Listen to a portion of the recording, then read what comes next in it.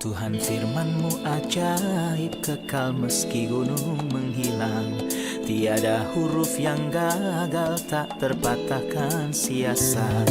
Hidup seperti-Mu ya Allah, lebih dari emas.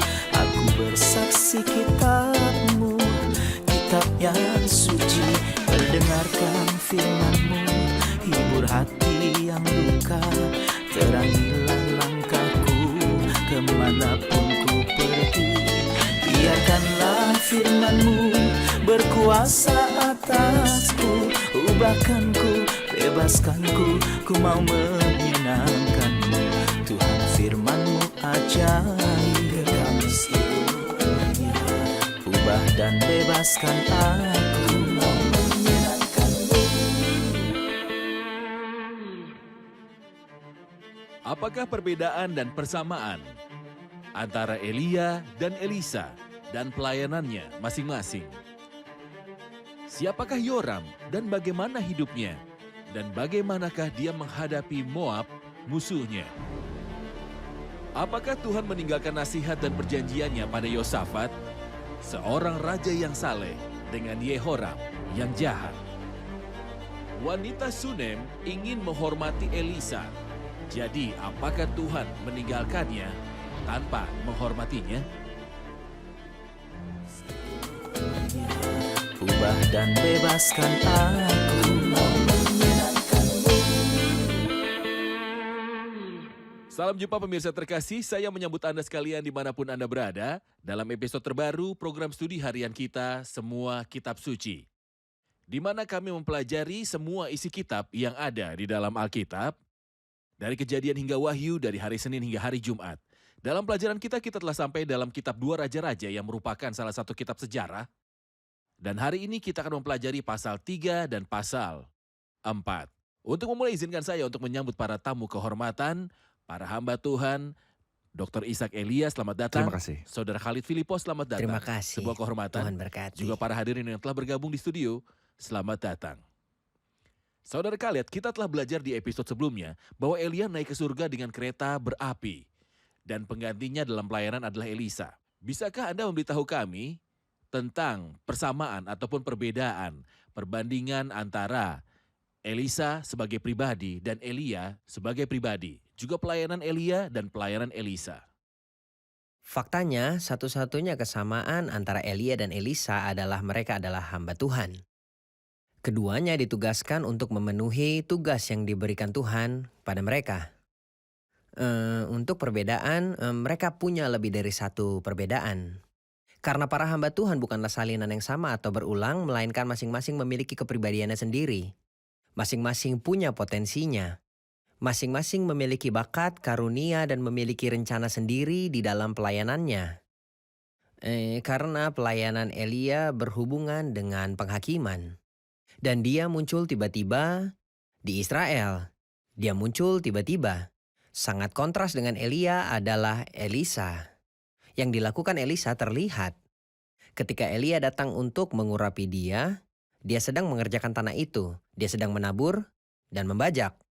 Tapi tidak ada yang tahu apa yang Elia kerjakan. Semua yang dikatakan kitab suci tentang Elia adalah bahwa dia salah satu penduduk Gilead. Juga pelayanan Elia sangat berhubungan dengan api. Dia lakukan mujizat yang berhubungan dengan api yang turun dari surga. Seperti yang kita pelajari di episode sebelumnya. Sebaliknya dengan Elisa, mujizat yang dia lakukan berhubungan dengan air. Misalnya saja, dia membersihkan air di tanah yang tidak subur. Dia membawa air ke tentara yang berada dalam bahaya besar seperti yang akan kita lihat setelah beberapa saat. Ini adalah pelayanannya, dan ini menunjukkan kepada kita jenis pelayanan. Bahwa pelayanan Elia itu memiliki semangat Pelayan hukum. api. Tepatnya sebuah pelayanan api yang memiliki semangat hukum. Tetapi pelayanan Elisa terkait dengan belas kasih Tuhan yang dapat memenuhi kebutuhan manusia. Elia abdi Allah terkenal karena keterasingannya. Dia tidak ramah secara alami. Tapi dia dikenal karena isolasi dan pemarahnya, dan dia keras pada dirinya sendiri dan orang lain, bahkan dalam pakaian dan penampilannya.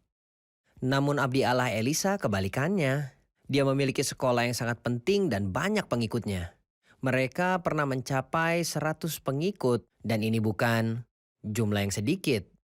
Jumlah yang baik untuk bangsa yang penuh dengan paganisme dan penyembahan berhala. Akhir pelayanan Elisa berbeda dengan akhir pelayanan Elia. Elia naik ke surga tanpa sakit atau mati. Namun abdi Allah Elisa, Allah mengizinkan dia sakit.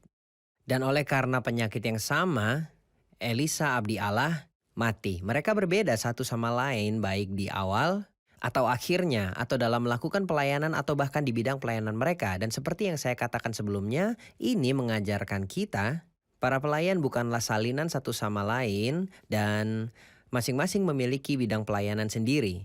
Dia menghindari mengadaptasi kepribadian orang lain atau pelayanan lain yang dia sukai mungkin. Tetapi jika Tuhan memanggil seseorang untuk melayani, jika Tuhan berikan bakat, mereka harus penuhi pelayanan dan karunia itu. Di bawah pengawasan ilahi, cara Tuhan menciptakan mereka seperti yang Tuhan inginkan. Berkuasa atasku, ubahkanku, bebaskanku, ku mau menyenangkanmu. Tuhan firman-Mu ajaib, kekal meskipun ubah dan bebaskan aku, mau menyenangkanmu. Kita akan terlebih dahulu menjawab pertanyaan dari para hadirin. Silakan pertanyaannya. Dalam 2 Raja-Raja 2 ayat yang ke-24 kita membaca, lalu berpalinglah ia ke belakang, dan ketika ia melihat mereka, dikutuknyalah mereka demi nama Tuhan. Pertanyaan saya adalah, apakah kita menemukan reaksi Elisa terhadap semangat yang tertulis di dalam kitab suci? Ini adalah pertanyaan berulang bahkan sejak episode sebelumnya. Apakah yang Elisa lakukan menentang semangat dari apa yang tertulis di seluruh Alkitab? Tidak sama sekali, saudara ayat. Karena dalam sifatnya, sebagaimana dia menyatakan dirinya, Tuhan adalah kasih. Benar? Tetapi juga Allah adalah terang dan dalam dia sama sekali tidak ada kegelapan. Masalah ini menyerang pikiran karena pikiran selalu berhubungan dengan gagasan bahwa Tuhan itu pengasih dan penyayang dan pemberi. Dan semua ini benar, tidak salah. Tapi dewa yang penuh kasih dan penyayang dan pemaaf, tanpa marah, tanpa penghukuman, ini bukanlah Tuhan. Jadi di sisi lain, dari sifat Tuhan sendiri adalah kekudusan. Jadi tidak mungkin matanya lebih murni daripada melihat kejahatan. Jadi kita harus memahami fakta ini, ada kasih dan ada belas kasihan, ya. Tetapi bagi yang mendapat keuntungan darinya, adapun yang tidak akan mendapat kemurkaan, dan bagi mereka tidak menghormati, akan Dan ada seperti yang kita kemarahan dan pelajari di penghukuman episode dan sebelumnya, bahwa dia penghakiman. menyerahkan mereka kepada Tuhan untuk menghakimi mereka dengan caranya. Benar. Oke.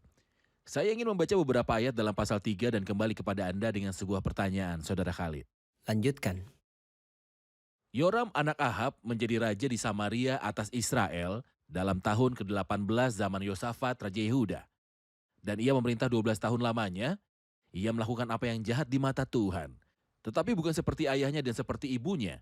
Ia menjauhkan tugu berhala Baal yang didirikan ayahnya, namun demikian, ia masih berpaut kepada dosa Yerobeam bin Nebat yang menyebabkan orang Israel berdosa pula. Ia tidak menjauhinya. Mesa, Raja Moab adalah seorang peternak domba. Sebagai upeti ia membayar kepada Raja Israel 100.000 anak domba dan bulu dari 100.000 domba jantan.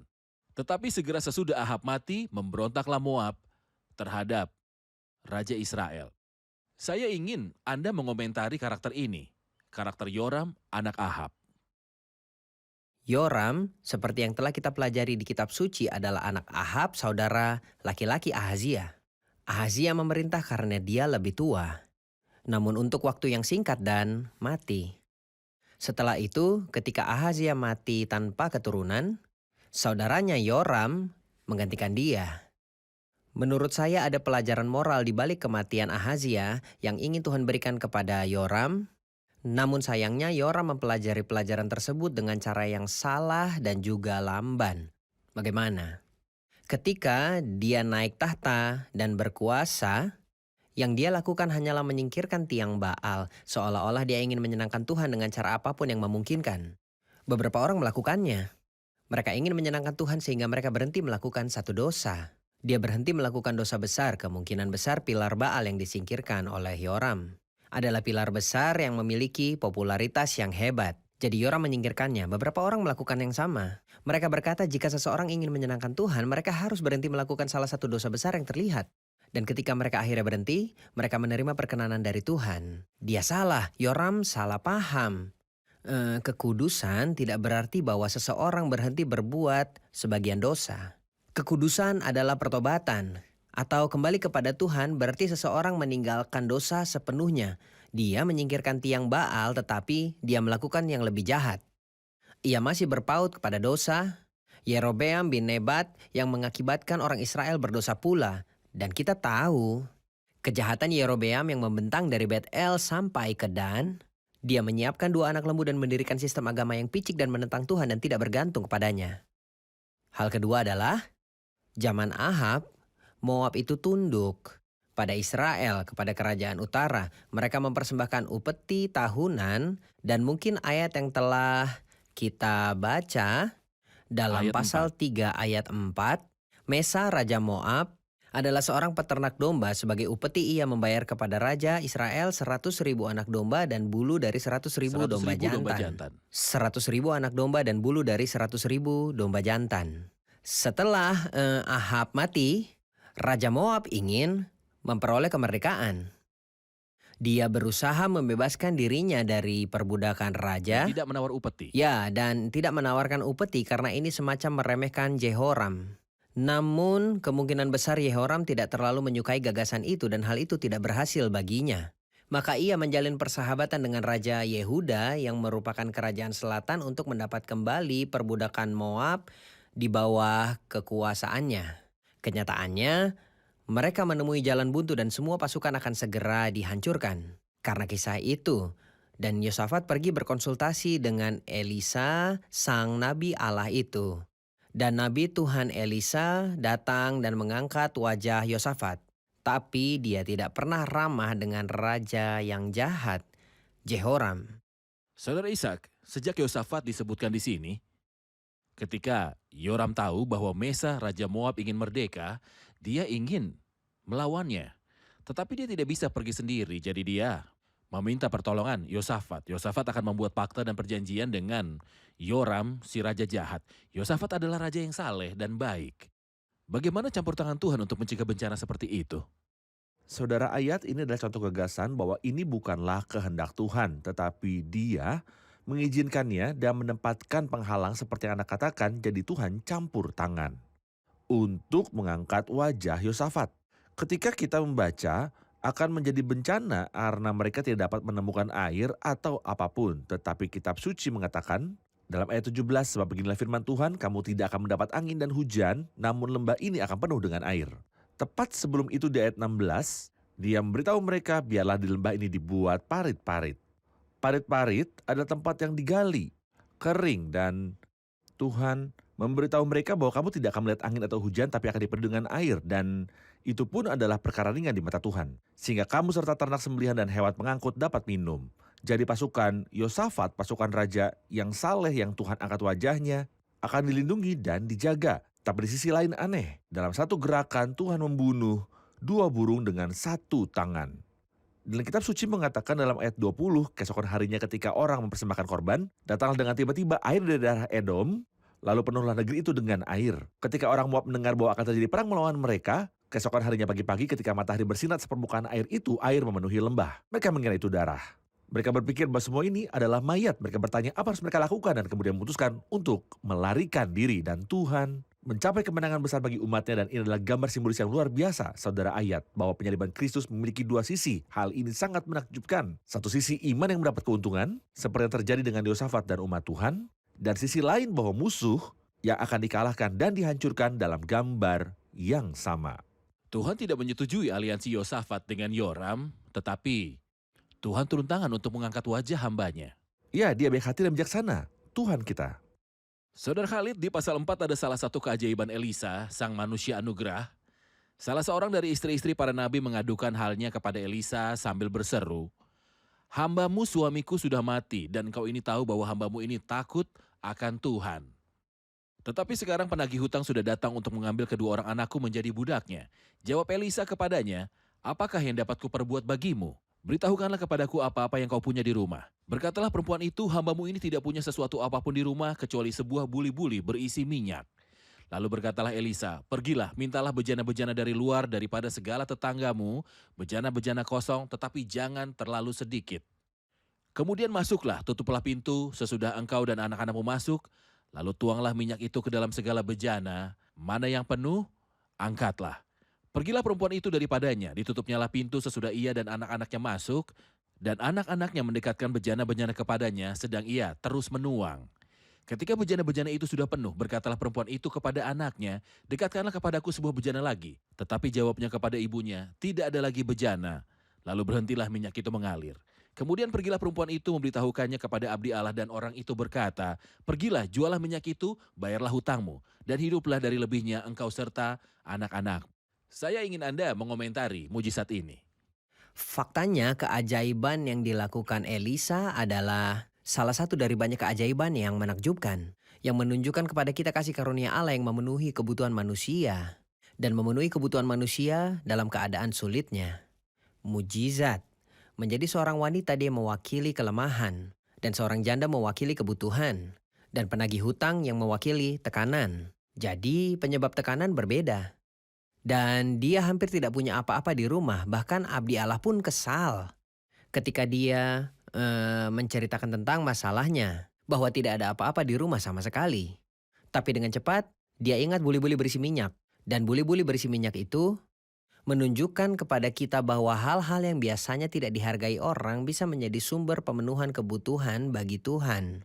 Dan saya memetik pelajaran, salib, karya Kristus, pengorbanan Kristus, mungkin di mata orang-orang khususnya bangsa yang menolak Kristus tidak tampan dan semaraknya pun tidak ada. Dihina dan dihindari orang, bagi kita pun dia tidak masuk hitungan. Jelas wanita itu tidak menghargai buli-buli berisi minyak itu. Orang-orang pun tidak menghargai Kristus, dihina, ditindas dan ditolak. Dia tidak memiliki paras atau keagungan di mata mereka. Tapi sebenarnya dia adalah satu-satunya sarana ilahi untuk keselamatan manusia dari masalah kekal mereka, dosa. Pada zaman Paulus, orang-orang terbagi menjadi dua kelompok. Satu kelompok menganggap salib Kristus kebodohan. Yang kedua mempertimbangkan kelemahan salib Kristus. Tetapi Rasul Paulus menyatakan oleh Roh Kudus bahwa kekuatan Allah yang menyelamatkan setiap orang yang percaya.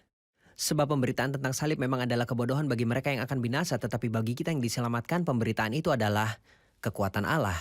Jadi hal-hal yang mungkin dibenci dan ditolak oleh orang, di tangan Tuhan menjadi sumber pemberi dan pemenuh kebutuhan. Jadi di sini mujizat membayar hutang dan memberkahi orang miskin.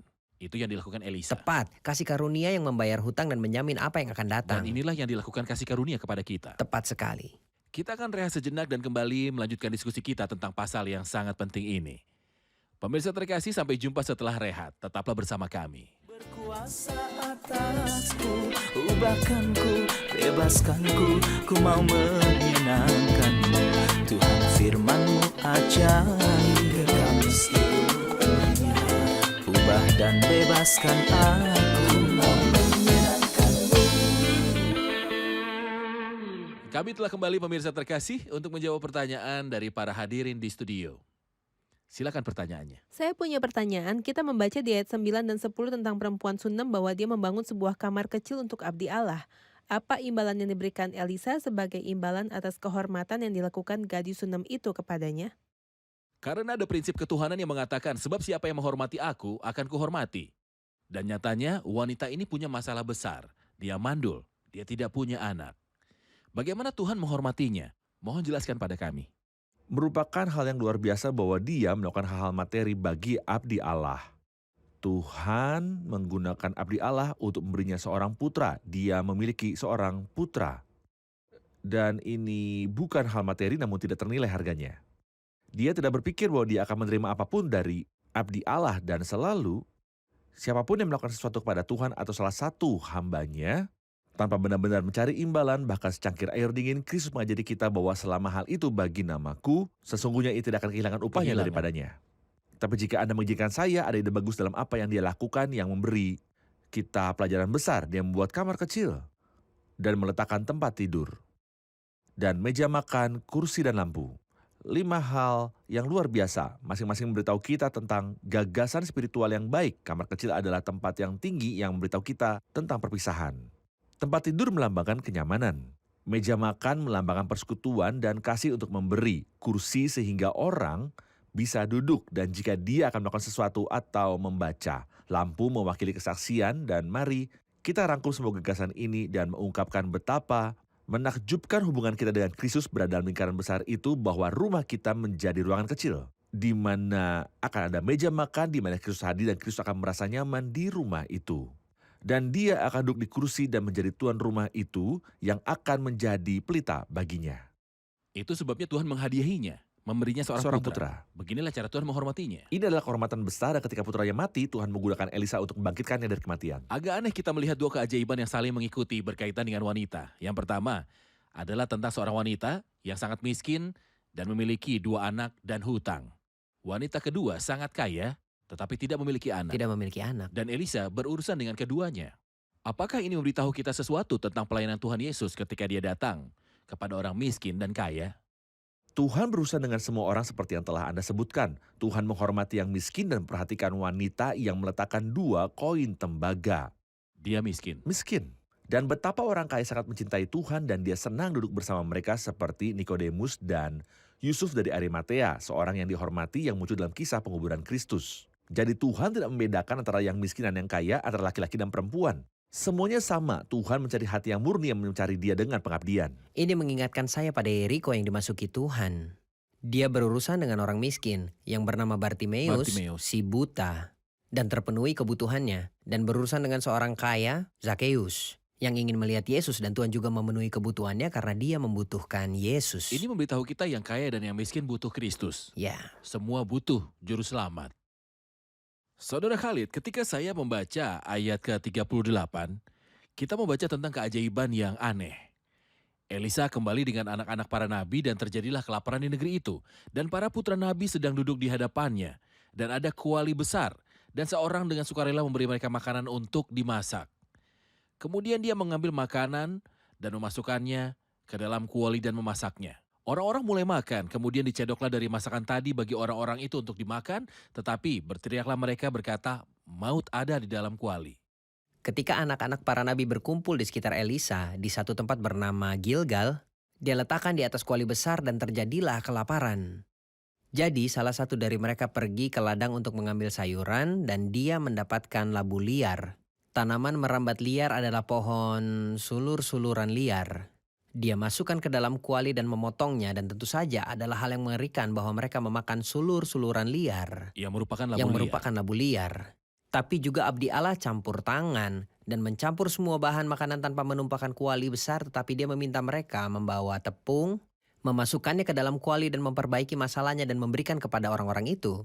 Jadi mereka makan dan tentunya mereka kenyang makan makanan yang dulunya menjadi sumber kepahitan dan masalah bagi mereka. Dan ini mengingatkan saya pada ketika kita berkumpul di sekitar Tuhan Yesus Kristus dalam pertemuan dalam namanya, dia melakukan kedua pelayanan itu.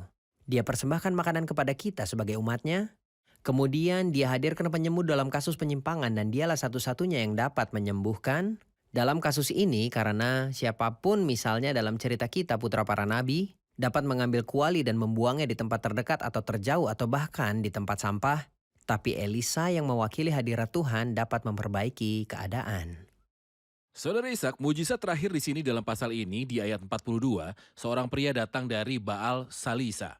Membawa serta 20 roti gandum tetapi ada 100 orang yang ingin makan. 20 roti untuk 100 orang. Bagaimanakah tindakan Elisa dan apa yang bisa kita pelajari dari hal ini?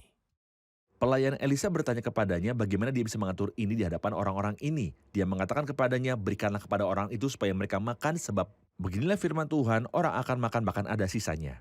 Dan ada sisanya sesuai dengan firman Tuhan. Saudara, ayat sebenarnya ini mengingatkan kita pada Tuhan Yesus, Allah Elisa. Elisa hanyalah cahaya redup yang mengacu pada dia. Dan saya berharap semua pemirsa yang terkasih yang mengeluh hari ini karena terlalu mahal dan kita semua orang mengeluh. Dan mereka yang merasa penghasilan tidak mencukupi. Dan para ibu rumah tangga yang merasa bahwa makanan tidak akan cukup, fokuslah pada apa yang akan saya katakan sekarang. Di sini, ada berapa orang di sana? Ratusan. Dan berapa banyak roti yang ada? 20. Dan beberapa hal lainnya. Dalam 4 Injil disebutkan 2 kejadian ketika Tuhan Yesus memberikan makan orang banyak. Tapi untuk kedua kalinya, 20 roti itu akan berkurang. Roti itu menjadi 7 dan beberapa ikan kecil. Berapa banyak yang cukup untuk makanan itu? 4 ribuan selain wanita dan anak-anak. Kisah ketiga, ikannya lebih sedikit dan rotinya juga lebih sedikit. Hanya ada 2 roti. Bisa Anda melihat ini hal membutuhkan 5 daftar. roti dan 2 ekor ikan. 5 roti, 2 ikan, lalu 20 menjadi 7, kemudian 5.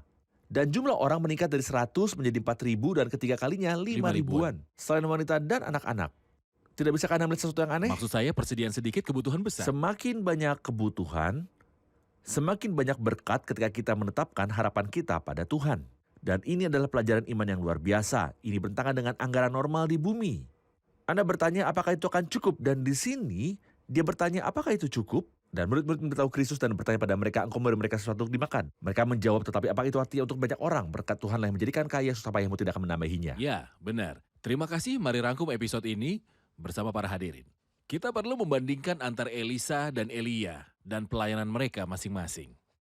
Tentu ada perbedaan yang jelas antara Elisa dengan Elia. Tidak hanya dalam kepribadian mereka, tetapi juga dalam pelayanan mereka. Pelayanan abdi Allah Elia berhubungan dengan penghakiman. Dia muncul dan menghilang tiba-tiba dan dia akan selalu menghakimi. Tapi pelayanan Elisa, dia berhubungan dengan tanah, dia menabur dan menuai, dia mengusahakan tanah itu. Pelayanan Elia berhubungan dengan api. Selalu berhubungan dengan api, dia berdoa kemudian api turun dari surga dan memakan persembahan atau membakar musuh. Pelayanan Elisa berhubungan dengan air. Dia memurnikan air di tanah yang tidak berbuah, dia berdoa agar para tentara yang membutuhkan air bisa mendapatkan air. Kepribadian Elia, abdi Tuhan, dikenal karena dia suka kesendirian atau sendiri, dia tidak ramah. Sedangkan Elisa, dia memiliki banyak pengikut dan dia mudah bergaul.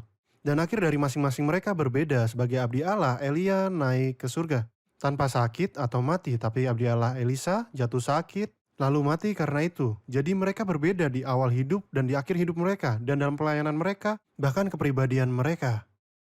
Saya ingin tahu tentang prinsip ilahi, jauhlah hal itu daripadaku, sebab siapa yang menghormati aku akan kuhormati. Bagaimana hal itu diterapkan pada kehidupan orang Sunem? Kita mengerti bahwa orang Sunem membuat Elisa sebuah ruangan kecil yang memiliki meja, tempat tidur, kursi, dan lampu, dan ia melakukan semua itu tanpa mengharapkan imbalan. Tetapi Tuhan berkata bahwa dia menghormati mereka, menghormati dia. Jadi Nabi Elisa bersikeras untuk memberinya seorang putra, dan ini jauh lebih besar dibandingkan dengan apa yang telah dia lakukan. Dan dia juga membangkitkan putranya dari kematian ketika dia mati. Allah adalah benar dan semua manusia pembohong. Tuhan memberkati, terima kasih banyak para hamba Tuhan. Sampai jumpa di episode mendatang untuk melanjutkan diskusi. Pemirsa terkasih, sampai jumpa di episode selanjutnya. Tuhan menyertai.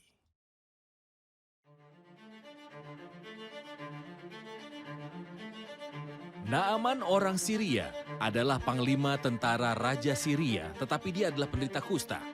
Bagaimana orang hebat itu bisa hidup sebagai seorang penderita kusta? Apakah yang dikatakan hukum dalam Perjanjian Lama tentang berurusan dengan penderita kusta? Mengapa Naaman, orang Syria itu, menolak perintah Elisa untuk turun mandi di Sungai Yordan sebanyak 7 kali? Tuhan firman-Mu ajaib, kekal meski gunung menghilang. Tiada huruf yang gagal, tak terpatahkan siasat. Hidup seperti-Mu ya Allah, lebih dari emas. Aku bersaksi kitab-Mu, kitab yang suci. Perdengarkan firman-Mu, hibur hati yang duka. Terangilah langkahku kemanapun ku pergi. Biarkanlah firman-Mu berkuasa atasku. Ubahkanku, bebaskanku, ku mau menyenangkan-Mu. Tuhan firman-Mu ajaib, kekal meski dunia. Ubah dan bebaskan aku.